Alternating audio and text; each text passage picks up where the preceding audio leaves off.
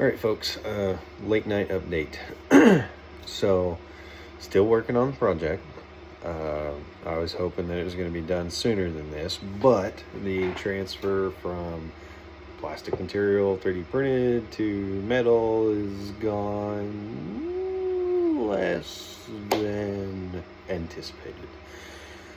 I think that to make it work out of metal, make it work better, we're going to move over to a adjustable trigger, which is readily available. You guys can buy them, but I think we're going to probably offer just a 3D printed one with the kit, and I think probably going to stick right at the $140 mark for the whole setup, the whole shebang. Just because ultimately someone's gonna copy it, may as well make it affordable from the start. No need to go crazy with it and have a crazy expensive trigger that maybe 200 people will buy, and then it's gonna get copied, and then I get no sales. So, not to sound like a douche canoe in talking about making money off of it, but trying to keep this going and get further into things, because ultimately this is my step into the gun world. So hopefully you guys understand that. I'm sure some will, some won't, but I know there's those people out there that is just like, oh, release the file. Well, I mean, yeah, I could do that, but I want to bring cool stuff. So can't really do that for free.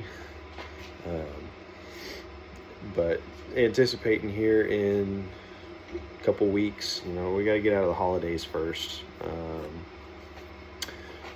We just had Christmas. Merry Christmas, by the way, everybody. Yeah, so here's your little update. It's going, like I said, less than anticipated, going from plastic to metal. And I think we figured out that the plastic just had squish to it. So since it was being squished, it was working better somehow. I don't know, but we're changing things up a little bit on the design.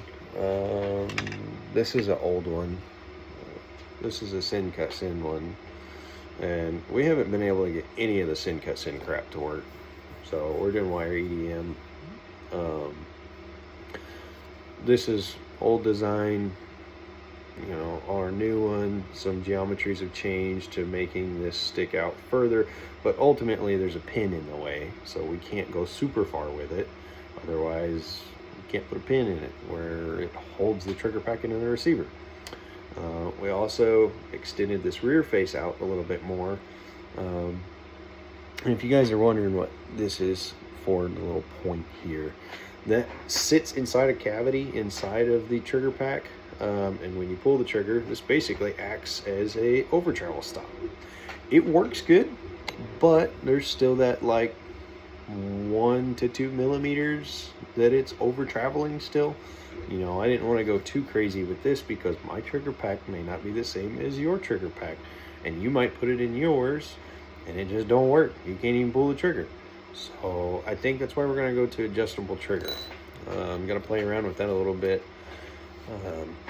My 3D printer does not like the file very much, so I'm trying to get it printed with supports, and the supports are not happy. It's like it's too far away from it, and so the faces of it aren't pretty. They're just spaghetti because it's not close enough, I guess. I don't know. I'm not a 3D printer expert. I'm not an FRT expert. I'm not a CAD expert, but somehow I managed to figure this out. So I'm gonna keep figuring it out for you guys. But just one time.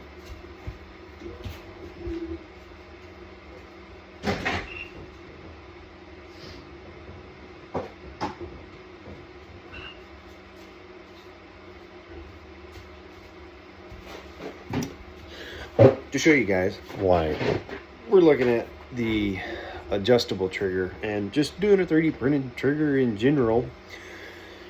Nothing against Ruger, great gun, okay, but this factory trigger has so much slop in it, back and forth. And when you transition, you know, this piece in here, you know, if your trigger pulls this way, you know, say the trigger pulls towards me, now this is dropping down because one side of your trigger is floating down from the other side.